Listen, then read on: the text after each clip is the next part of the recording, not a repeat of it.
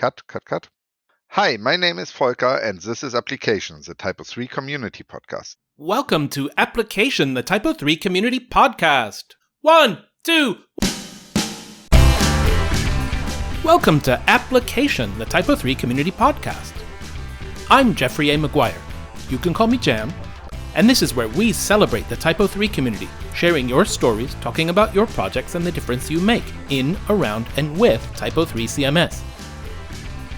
In today's episode of Application, the TYPO3 community podcast, we rejoin my epic conversation with TYPO3 Chief Product Officer Volker Graubaum. It's part 3 of 3 now. If you haven't heard the first 2 parts, you can find them wherever you're listening to me now. In this one, we go into TYPO3 as a community product, makers versus takers in open source, the value of open quality standards and recognition, and we talk a lot about the new theme-based roadmap for TYPO3 version 11 and beyond. That includes Volker's thinking and work with the core team, agencies, freelancers, and the rest of the community to create it, the why of the product, which I summarize as help more people get more out of TYPO3, and how expressing the why in themes and goals gives context, priority, and meaning beyond what a mere list of features could. If you're not familiar with the themes in the roadmap yet, they are: make TYPO3 easier to get started with and use, attract new user groups and verticals, integrate TYPO3 with the services and solutions you already use, and make solution-based product communication part of the product. I hope you enjoy listening to this conversation as much as I enjoyed talking with Volker.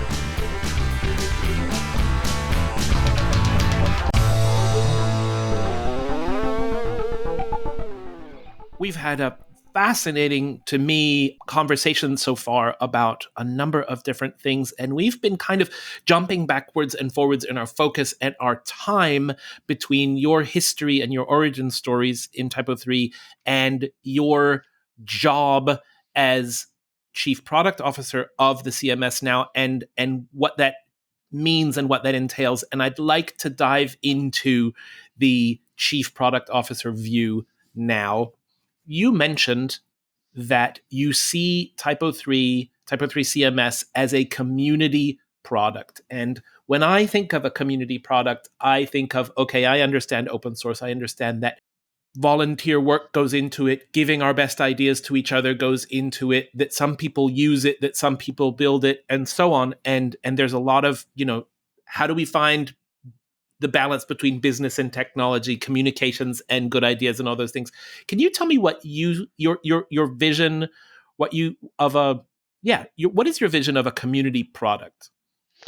Actually, it's I think the biggest, no, it's not a different, but the biggest add-on from a community product to an open source product is that we don't have this one company who's responsible for the way we are going. A lot of open source product has this community driver, this open source driver and the goal and giving the visions. And of course, I'm now here and trying to give visions, but they are based on a main vision. I'm just bringing the vision that we have as CMS for Everyone, where we are talking maybe in the next months about, which came up from Benny, together with the brand statement that we want to delivering fast and great content to the people. That's the main vision which came from the community. It was not defined by me or by a company. Okay. And I just have to bring it to life and have to think how we can think about that together with others, but I'm not doing the job alone. Would you say that you are, rather than this is my idea and this is what we're doing, you're not imposing anything on anyone, but you have looked around and seen where things are and where the great ideas are, and you're bringing this into focus and then providing a chance to get a lot of it done and help us all? Yeah, exactly. That's my idea. And actually, it's when I start, that's what I mentioned. When I start my role, it's I first talk with so many people. I think in the first months, I had weeks with 30 hours of calls in a week. Wow. So, and with 10 people a week talking about what they are thinking, and additional to that, I was looking in what do we have right now? What is the extension manager? What do we have extensions and all that? And talking with Benny a lot about his ideas about the core, but even um, what he would like to achieve with the product. Before we was talking about the core, but now we are talking about the product. So not all things we are doing right now needs to be part of the core. If we don't, if there are reasons why it's not in the core. Right. So And if I understand your vision of what a product is, for example, there's certain things that I can't do with any code. I can't do in the core. I can't provide official support. I can't provide, certain things. So the product is the people who are building it and the services that support it and the integrations and the extensions and the everything, right? Not yeah, just code. exactly.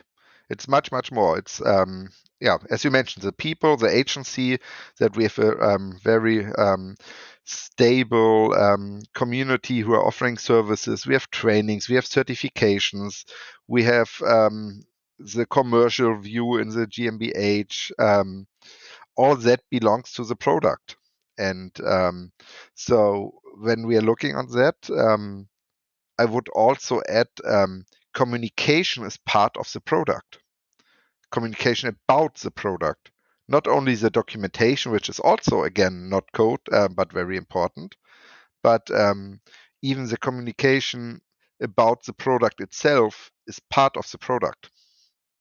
When we were talking before, I said something like, oh, all the technical stuff is great and it's a matter of more and better communication now. And you're saying that alongside having a great update wizard and well-defined APIs and a secure backend system and whatever, that communicating about the product, communicating about its benefits to different audiences, that's actually part of the product, not something separate. Exactly.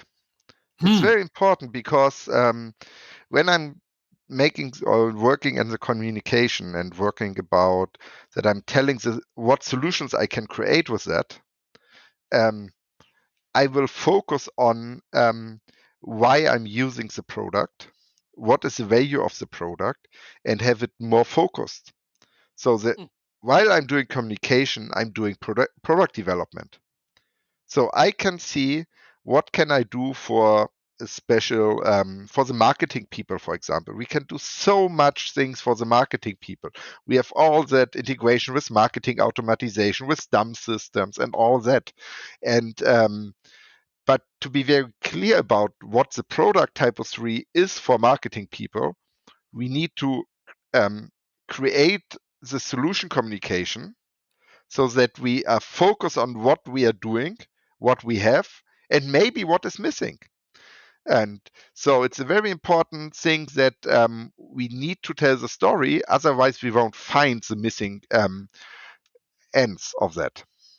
So when you talk about solution-based communication, and you and I have talked about this before this podcast now, but I got very excited because I realized that this is very much how I think about communicating the value of a technology, and that this fits really with what I think is in my role in general in and around technology. So to synthesize, I think that if you tell a marketer that, and this is really typical open source marketing from 5 years ago, certainly, and from 10 years ago, it wasn't even this good, but 5, 6 years ago, it'd be like, we support UTF-8 characters, and you can install any WYSIWYG editor that you like as long as you can configure it with the blah, blah, blah, blah, blah, and image uploads and the metadata tagging, and obviously compatible with schema.org, blah, blah, blah, blah, blah, right? And all the marketers would be like, I don't know what that is, right? But you as a developer, me as a technical person would be like, oh, well, that means I can put together a writing experience, an authoring experience, the way I want it, and configure it how I need, and then put in a spell check library and do this and this, and then I can deliver to a client. I can deliver anything I want. And isn't that awesome? But the clients don't know how to connect those dots necessarily, and it shouldn't be their job to learn how every level of technology works when what they want is a great authoring experience that supports spell checking in a couple of languages and lets me have a legal approval and an editorial approval, right? So a solution-based communication is, hey, marketing teams in international organizations, we've got you covered. We know your job. We know you need this, and this is how we solve it, right? That's what you're coming in to help with. Yeah, exactly. Nice. And Nice. but it's even more, because yes, we are telling the marketing people what we offering them to them, but we are also telling all the agencies out there, that is the scope we are focusing on. And if you see the full story of the solution, maybe you can add dots on that so that we have a better solution. And there we came back to the why communication is also product, because the communication is needed to onboard all the community in the community product. So let me see if I've understood what you said. I think you just told me something really cool, and that is, if we communicate really clearly that we understand someone's needs and that we solve those needs in a certain way, for a marketer, for a sysadmin, for different roles, not just marketers, right? Yeah. If we communicate that about our open source community product, then our own community members who work with target audiences can also see and absorb that. And not only, the classic one would be, oh, I'll give you a sales card to help you sell this stuff. But like beyond that, they can see where maybe you're right, Volker, and they see like, but actually we can also do these three things. Or we've had success adding this one technical feature or this one story onto that. And because we're a community and because it's open source, they can contribute that part of the story, or they can call you and say, add this one feature because it sells every project we have. Like everybody can also be involved in the communication, and the communication becomes an interaction where you can help everyone then improve the technical side of the product as well. Yeah, exactly. Clear communication then has a technical benefit as well. That's fantastic. That's such a great vision, and it makes so much sense in our context. Yeah, that's what my goal is. Sag ich doch. Sag ich doch. Exactly. So listen. Give me so Dries Berthaert, the project lead of our friends in Drupalland, very recently published a blog post that you sent me a link to, balancing makers and takers to scale and sustain open source. Would you like to give us the 3-minute summary of what you've taken away from that article? TYPO3, or an open source product, actually you can just use for your needs, and you can work on, and you can sell your services based on that. And it's quite easy that I take my effort on bringing services to my customers, and then we probably will I will earn a lot of money because I take a product which don't cost anything and can sell it to my customer and will get a lot of value out of that. Right, and the value add that value add is, I understand the technology, I use it to help my customers, I get paid for that. Have a nice day. Exactly. That and if I want to change something, I can change it for myself because it's open source. And so we have a good business model for me. That's what Dries said are the takers. Because they take the open source, but they don't bring anything back. They don't make type open source. And then there on the other side, there are people who are investing really a lot of energy in the product and spend 10%, 20%, whatever of their working time in their company, maybe less, maybe more, to make the product better. So they make something, they give it back.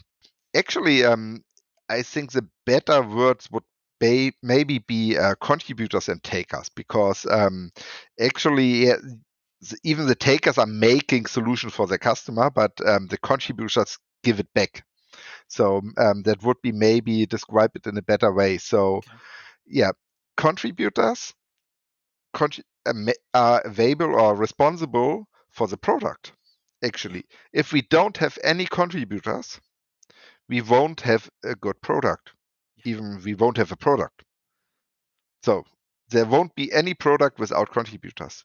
So what Dries says is it's very important for an open source product, and even more for a community product, that we have a balance between taker and contributors. And he is thinking about how can we handle that? What can we do to bring people to contribute? And he has a description on how much value do I get when I'm a taker or a maker, or as I said, contributor. Yeah. And the thing is that the taker itself would earn more money if he don't contribute, as long as others are contributing. Right. But he would totally lose his complete business model If when everybody the turned into takers. exactly. Yeah. So if more this example is with two people, with A and B, if both are contributor, one of them won't have so much than he was only have as a taker, but both together has more than um, yeah, than only taking. Right. Oh, And nice. I could see a sort of a that's game theory model in there too. Yeah. yeah, it is definitely. You have this I'm friendly to you game as long as you kick my ass thing.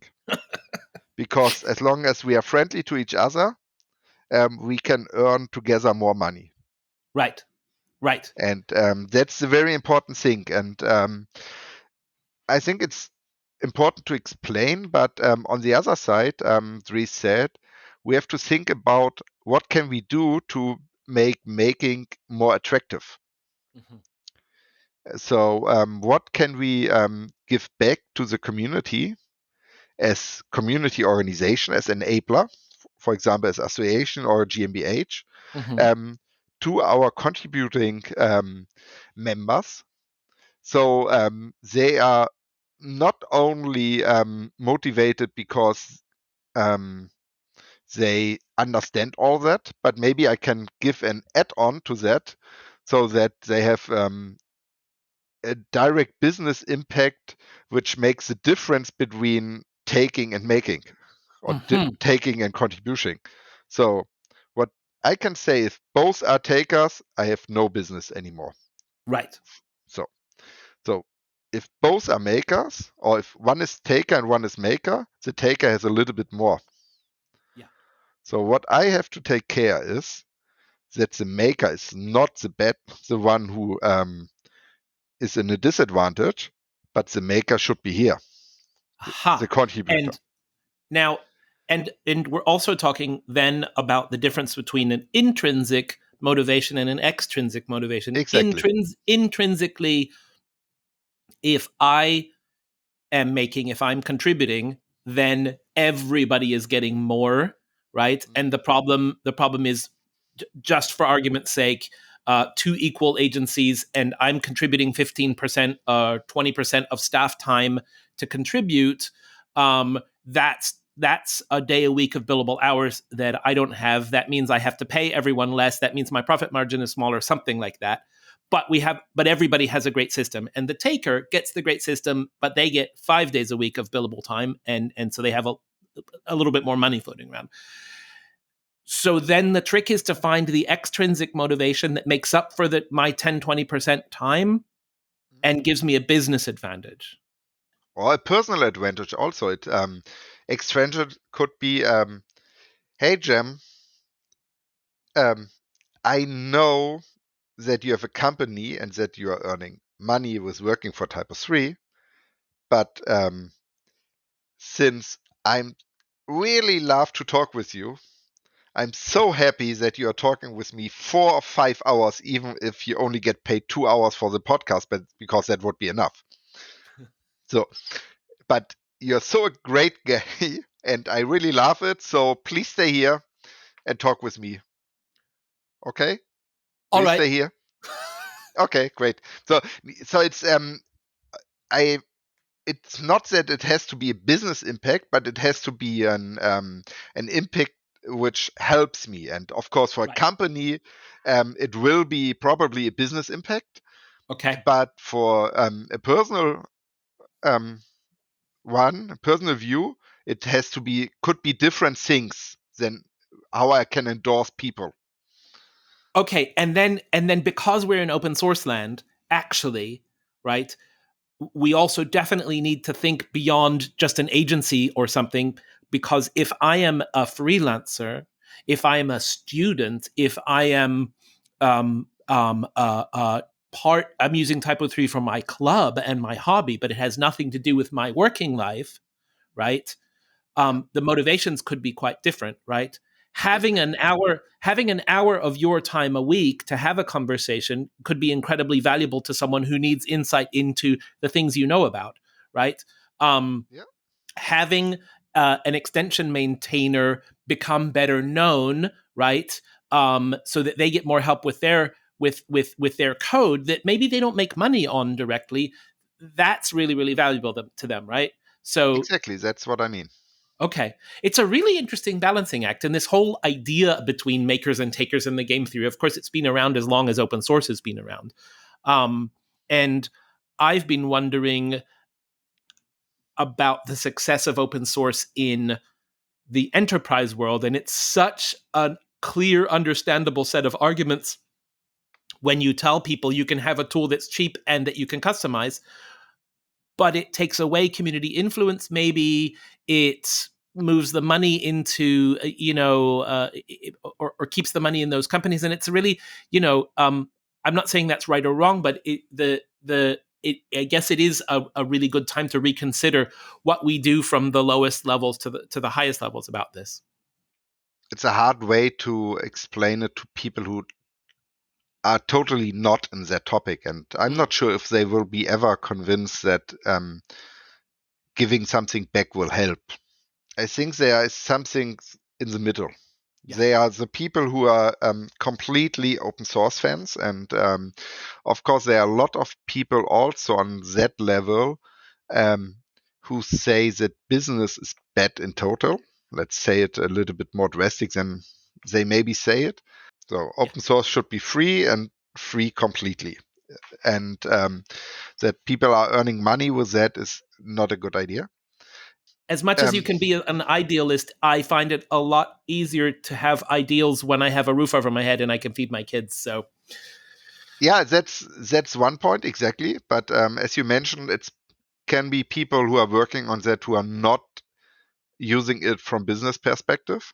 mhm, So then they are earning their kids or feeding their kids because they have a job as something different. sure. But even on the other side, it's quite hard that to have the balance between commercial, open source product, community product, and all that. And since, as I mentioned before, the history of TYPO3 is we started with from an agency, but with fun before the Mm, business in terms mm, of events. Actually, we had all the time business even before we had the events, but that it was very deep in the TYPO3 community that it has to be a very intrinsic motivation on how we are thinking about what we are doing. okay. But for now, we are, I think we are a grown-up community already. We are more than 20 years in the market. We are even older than Drupal, for example, we just forgot to have a big 20 years party, I think. So we will have the 25 years party soon. And yeah, but actually we are grown up, and I think even having the commercial view on that could help to add intrinsic motivation to the people to bring it. Because if it's just that, as you mentioned, I want to get known for what I've done and I want to be endorsed and have someone who sees what I have done and that I'm have really spent so much time in my work. Um, it's very important for the product that they are doing that, and for me, it's very important to show that to the people, Right. and because they are important, and if we won't have this commercial success that so many agency would use TYPO3, Mm. we won't have so many people who are using that. So you won't get the positive feedback from all the people. Right. So saying thank you is really important. Yeah, it is. And Yeah. I really would love to do it on a yeah, more professional way or Mm. more organized way. Mm. And I really would love to talk with people and extension maintainer who are building great extensions for 5, 10, or even 15 years. And so if I want to go the next step in terms of official extensions, I'm not sure about the name, how we are naming it, but um, that we have extension which we can say, if you use it, you can be safe. Mm. And So because some when I some sort of a know certification and a guarantee of maintenance and support and that sort of Yeah, thing. exactly.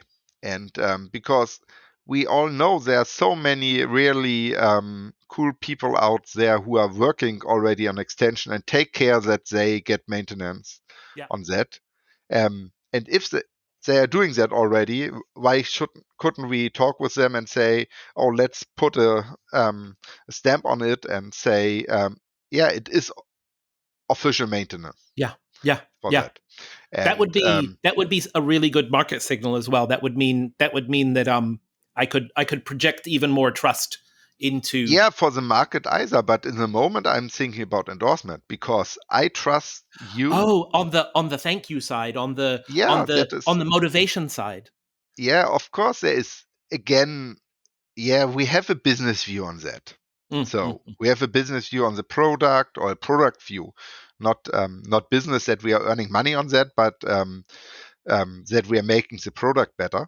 Yeah. But if we have also, and I think that's much more important, especially for a lot of the extension in opposite to the integrations, that it's a way to say thank you, that you Yeah. get your feedback that this is a supported extension, and we know that, and we want to provide these extension to other people. Sure, and I can see that being a huge motivator. And in terms of um, freelancer careers and sustainability and stuff, then it's if that person has an official whatever we're calling it, supported extension or something, that their reputation is better. They might get asked to do a little more work, or they might get asked to do few more conference presentations, or they might, opportunities grow. So that's a legitimate good motivation. That's a good way to Yeah. do that. And we could even think about the product now, Right. because if I say there is this one extension for that kind of solution, where we know that is maintenance, of course, there are people who can also build another solution for that if it makes sense. It's not Mm, that I want to say, oh, we only need these extension and don't need these. Ah. But we of course need all the ecosystem because it's very important. But um, maybe there are people who say, "Oh, there are three extensions doing the same thing," and I couldn't be sure which extension is the right one, and I need that too. Um, but I don't want to work on an extension which will be not the one who is maintenance in half a year. So I'm Mm, doing my own stuff mm, instead of talking with the people because I'm not sure when I get an answer and all that, and I had a bad experience before. It right. could be that it don't necessarily is important that I get a bad experience with the current extension, but I could have a bad experience before.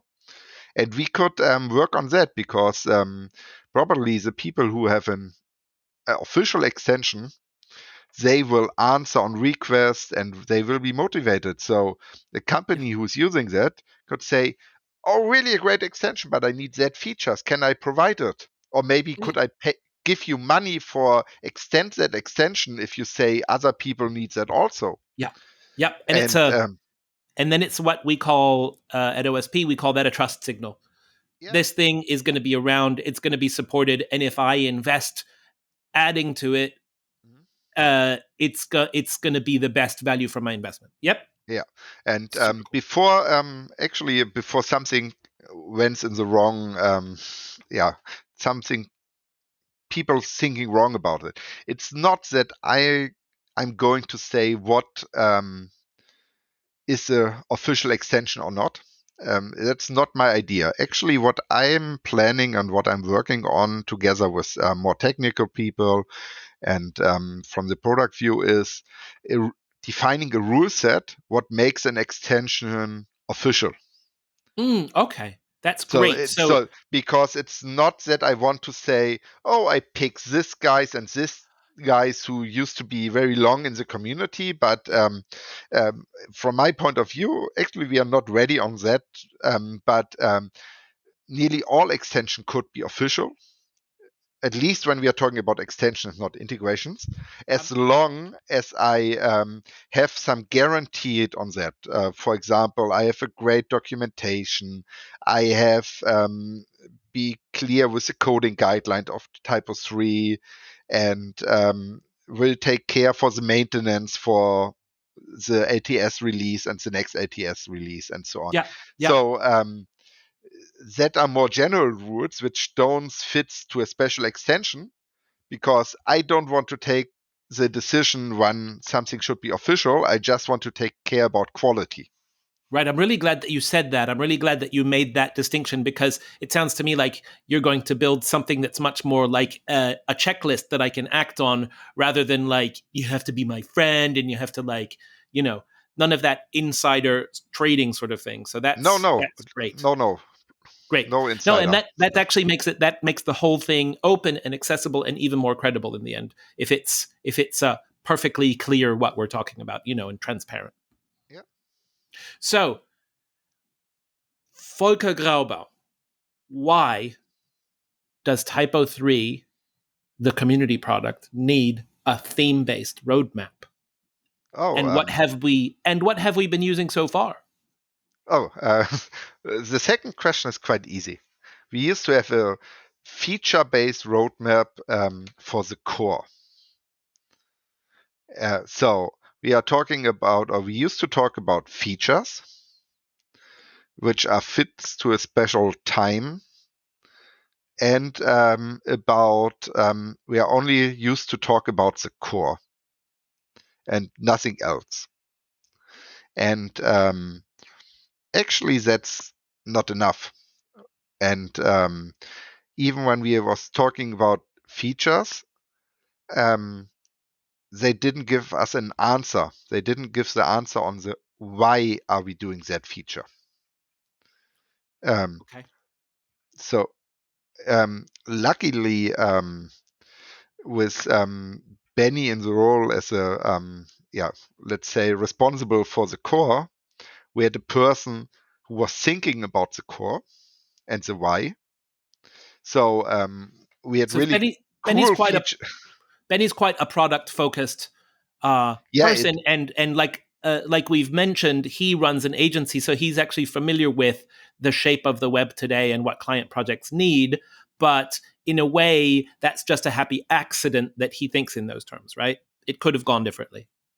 Yeah, exactly. It's so we have luckily the right person at the right place, but in terms of communication, um, when you look at the roadmap is focused to features. We have ideas he has, so he is actually there are themes communicated for the core already as a general idea of what we want to achieve with the version 11. But as mentioned before, TYPO3 as a product is not the core only.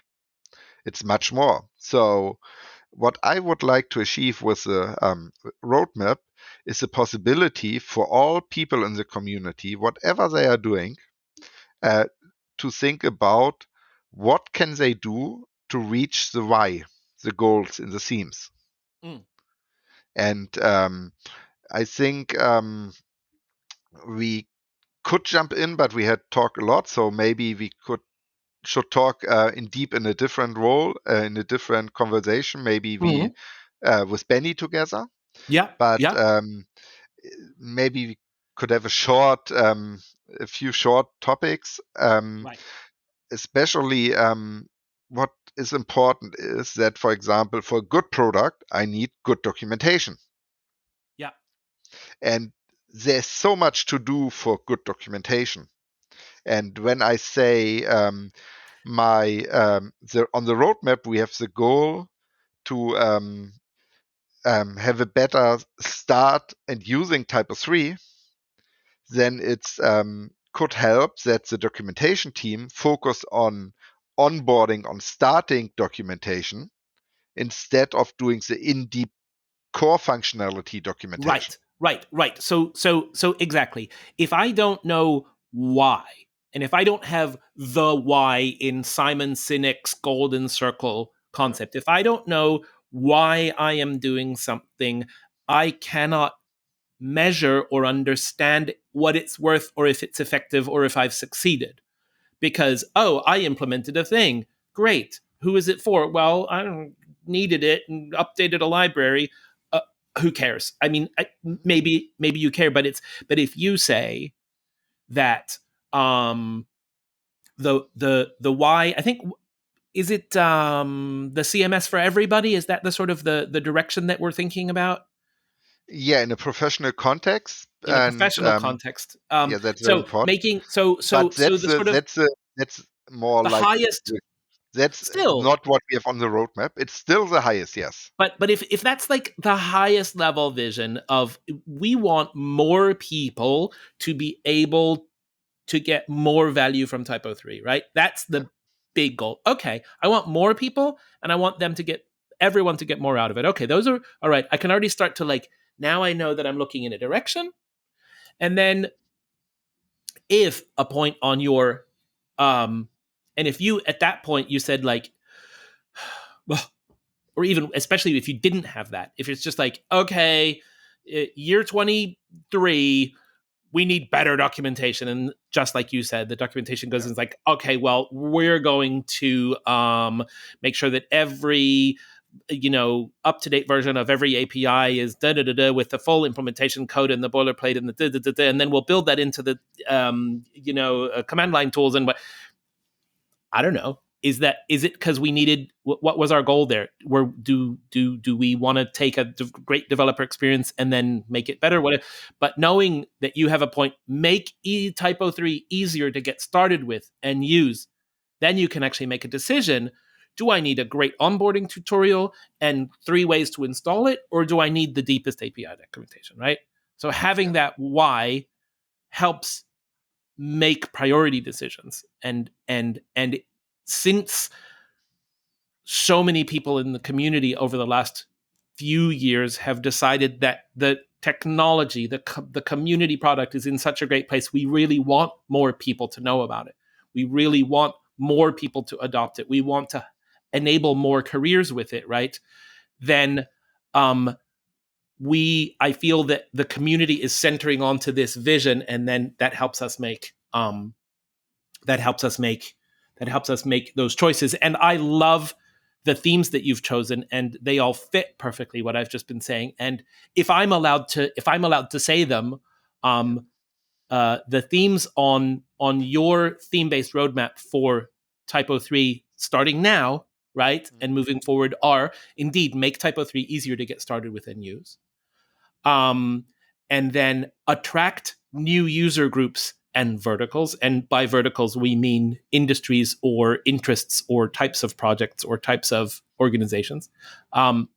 Integrate TYPO3 with the services and solutions you already use. We've been talking about that a lot over the last couple of hours, making integrations of a fully fledged, important, findable set of services, right? Um, um, and then, frankly, making product communication part of the product. And that being my job, of course, I like that one almost the best. Yeah, it's. I think it's very important, as you say, if we want to grow TYPO3 and want to get more value out of TYPO3, even for existing customers, but Yeah. also for existing agencies Right. using TYPO3. It will be very useful if we attract these people. So that's why this decided to put the solution-based communication on typo3.com on the roadmap. Actually, there is a project ongoing, and it's not my idea that we change the typo3.com page. There was a lot of discussion about how the website should be structured, and I think there's a agreement on with a lot of teams together, the marketing team, the association, the MGAH, the .org team, and not sure who was involved either. I think 15 people used to be involved. They already decided they want to change how the .com page and the .org page are used to communicate with the world outside. And but it's very important for my work either. In the moment, we have the GmbH, the commercial side, and we have the community side. And that's okay if we have the internal view. Yeah. Because internal, we understand that. Yeah. But if you have an external view, of course, the community is very important, but not the GmbH is so important. It's part of the product. So what we need is a product view, Right. or product and services, and we need a community view. Yeah. And so it should be very easy for me to find what is TYPO3 and what can I do with TYPO3 and how does TYPO3 helps me to get better whatever my goals are. Right. And that's TYPO3, the product, and that's typo3.com as the enablement tool for creating more projects and more businesses. Exactly. And then typo3.org is, I want to be part of this. I want to talk with other people. I want to support it. I want to join the association. I want to find out how to use it better. I want to find the documentation, right? Yeah. That's that space. Yeah. I think there is, for some people, not for all, luckily, but for some people, there is this conflict between there's a GmbH and we as a community and the association, which is also supported by the two pages and how they are displayed in the moment. And I think we have to be very clear that there is no conflict between these two elements. Yeah, and Because that letter that you're talking about that came out of the different teams collaborating in the workshops and negotiations, frankly, it's the letter of intent. The letter of intent that was created there is called something like "We are all TYPO3," and there's a very clear intent behind it to underscore the fact that the GmbH, the company, is not a external separate something. It's not competition. It's whatever. It's just as much part of the enablement that you've been talking about. Yeah, and that's very important.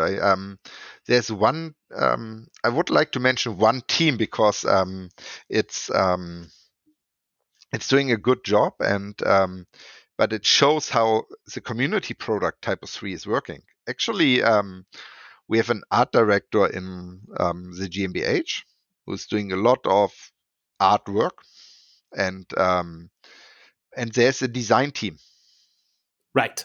and A community design team. a community design team. And the design team has created a style guide, and they have defined the rules how to use TYPO3, the logo, and the color scheme, and all that. And of course, our art director is part of the design team now, but not the art director for the GmbH is deciding all the community design stuff, but the community team is doing that, where Cool. we work Okay. together.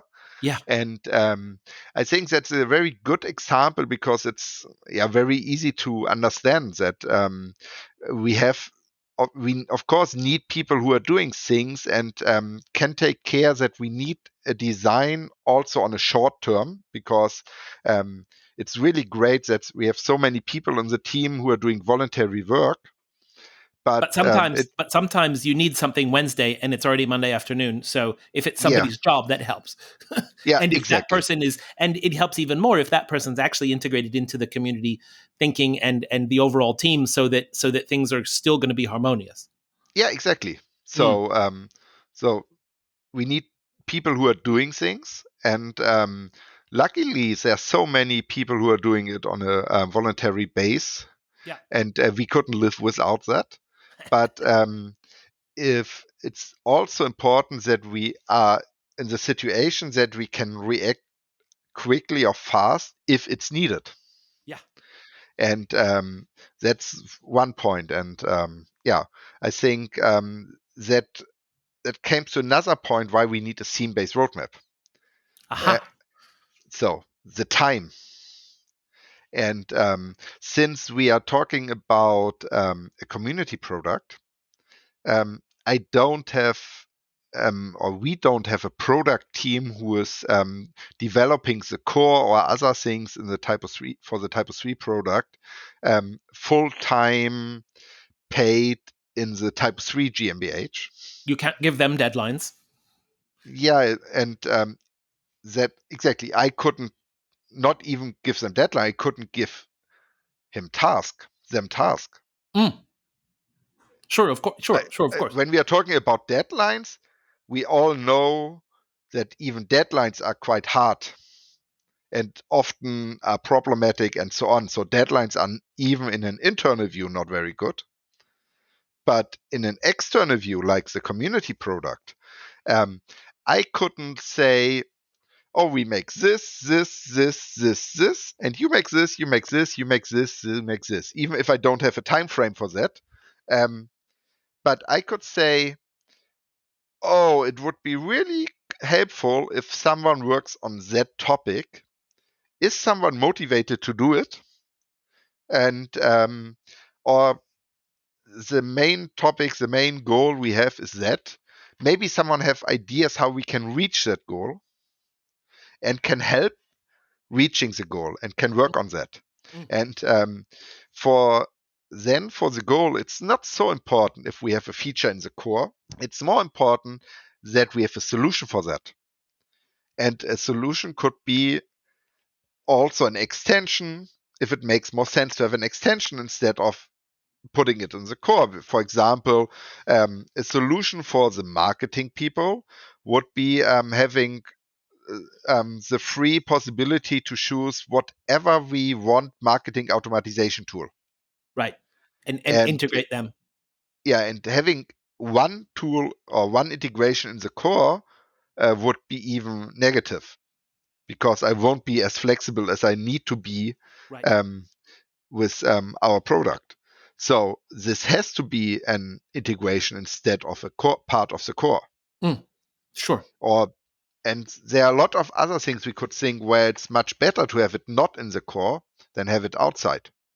And so if I can say, oh, we have this theme-based roadmap, that are our goals we want to achieve, then I can tell them, talk to the people and ask, have you done anything before which helps us to reach our goals? What is it, and what can we do to put it, make it more official so that we can communicate about that? Mm. And this could be very different, the kind of solutions we have for that. Okay. So that feels so interesting. I think I need to sit down and think about that, because I think that opens up a lot of possibilities, and sort of combining, hey, communicating that our product is great, and then proving that people want that, and then this is how we think it could be improved, and then because we have a North Star, people can maybe choose, do I solve problem A or problem B? Well, problem B, brings the thing to more people, like all those things, and how it might change the dynamic of contribution is really, really, really interesting, and I don't think I see it all yet. Now, we have talked for an amazing amount of time because it's been amazingly interesting, and I and we still have a huge chunk of the conversation that I don't think we've had, but that's fine. So I want to make two proposals at this point, Volker. The first proposal is that you and I call up Benny Mack, the core project lead, and say, "Hey, Benny, let's record a conversation with the three of us, and let's go through the theme-based roadmap that we have, how we got here, and then really point for point what's going on, and down into the individual pieces, right, in actual detail." And that would be a nice hour to spend together. And I think it would be way too much for us today. And on the other hand, I think I would be very interested in talking with you, once a month or once a quarter here. And I don't know if that's 15 minutes, the product corner, or if it's a quarterly update on the state of things, or something. But I'd love to keep, do sort of a progress report on, okay, you're in place now as the chief product officer, and you've got these very, very interesting ideas that I think are very valuable. And like, okay, let's see how that goes. And you could tell us what goes great and what we're getting from it, and what if something doesn't work, maybe we're going to change something. I'd love to keep that going. Yeah, I really would love to do that. I think we already agreed on asking Benny. So actually, we should write Benny a message that we agreed that we are doing the podcast. We We agreed two for you. decided for us three, exactly. You No, I can't think it will be. it He's doesn't sound the same. It doesn't sound the same as in English, but we volunteered you. Yeah. You know. So yeah, that's definitely a thing we should do. Okay. And I would really love about I love the idea with talking in a regular way about how things are going. Okay. I used to talk with a lot of people about how can I communicate in the best way what is happening right now, because it's in the fact I need to and I would love to communicate about what is going on and what are the progress and what are we Okay. doing, and so, and yeah, having it in a yeah short product call every 6 weeks or something like that, or every 2 months. Yeah, it would be really nice. Okay, let's figure that out. I'd love to do that. I'd love to do that together. And so finishing out the podcast for today. Um, okay, quick question round. Yeah. Okay, If you had to describe TYPO3 in one word, what would it be? awesome. What's your favorite features of TYPO3? Flexibility. That's sort of not is that a feature? It is. It's a key feature. Okay. All right. And what feature would you like to see added to TYPO3 that it doesn't have right now? One only. You can have as many as you want. Let's say content structures. Content structures. the possibility and the understanding that content is not bind to a page, but can be used individual. All right. So semantic units of content that we can combine and process and publish independent of any platform, right? Something like that. Cool. Absolutely. And what feature would you like to see removed from TYPO3? It's a naming. The idea that the structures and the trees are pages, so the page module. So giving it maybe a different name rather than removing it, right? Yeah. Now that is a sorry, legacy. I have to add. Okay. To add that to explain it because it's. I think it feels strange. Controversy. To a lot of people, but it's a lot of tools started to add trees because they need to structured content, and we used to have trees since 20 years. And I think a lot of people already use trees for structuring news or other content elements, like we have with structured content. But the main thinking about the page tree is that we have a page tree. Mm-hmm. And if I understand that it's more or less a structured tree for whatever kind of content, which could be also pages, right, would be make us much more flexible in thinking.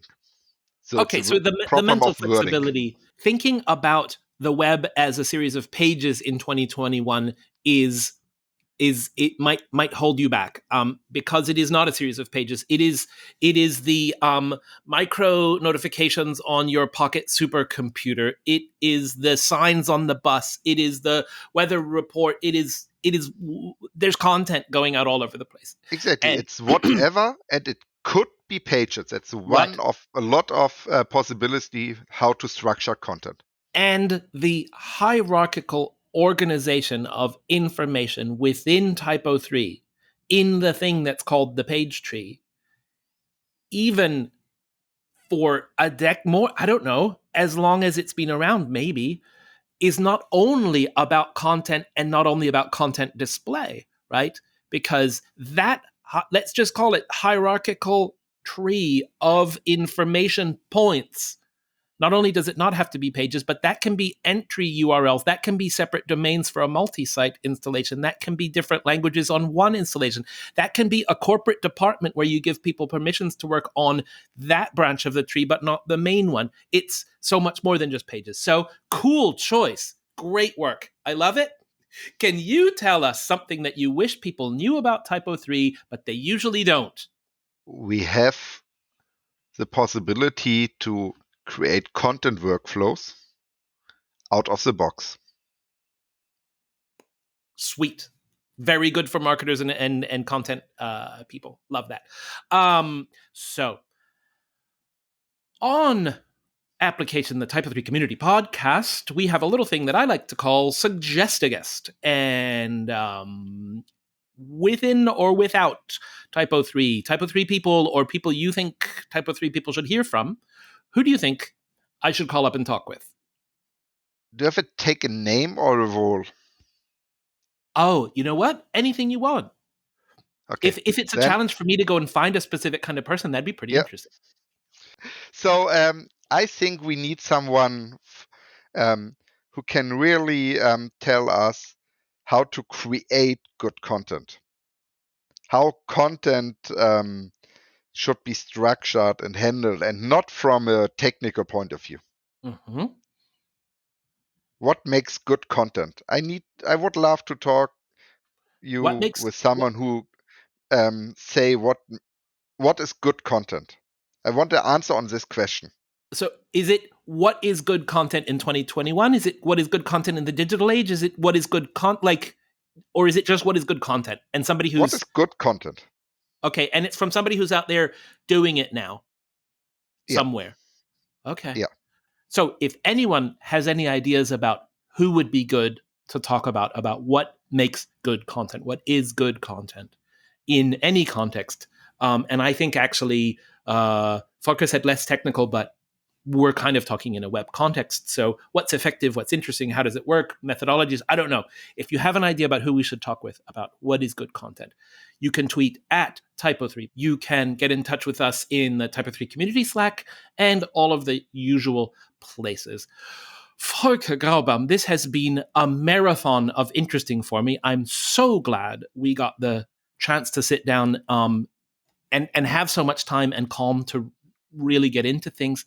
I have the fun challenge of cutting this into a couple of episodes now, but I'm looking forward to that quite a lot. Thank you so much for taking the time to talk with me. And I am going to get on the phone with Benny Mac now and find us a time for next week to get straight back into that theme based roadmap. Thank you, Jem, for having me here. All Have right. a great day. You too. We'll talk soon, I guess. Bye. Thanks to the TYPO3 Association for sponsoring this podcast. Thank you B13 and Stephanie Kreutzer for our logo. Merci beaucoup Patrick Gaumont, TYPO3 developer and musician extraordinaire, for our theme music. Thanks again to today's guest. If you liked what you heard, don't forget to subscribe in the podcast app of your choice and share Application, the TYPO3 community podcast, with your friends and colleagues. If you didn't like it, please share it with your enemies. Would you like to play along and suggest a guest for the podcast? Do you have questions or comments? Reach out to us on Twitter at TYPO3 Podcast. You can find show notes, links, and more information in our posts on typo3.org. Remember, open source software would not be what it is without you. Thank you all for your contributions.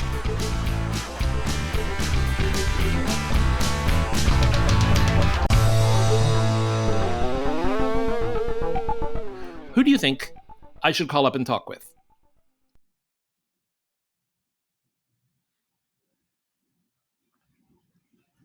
I'm leaving all these pauses in. Your phone's not broken. Volker's thinking very hard.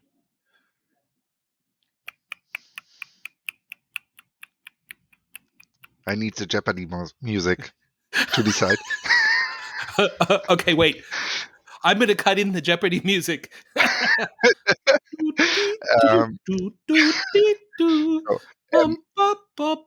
So, right? No, you cut in the right music, please.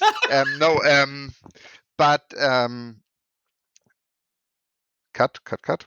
So please cut back before I was stuttering around, and then I will try to. Okay. Oh no, I'm not cutting any of this, Volker.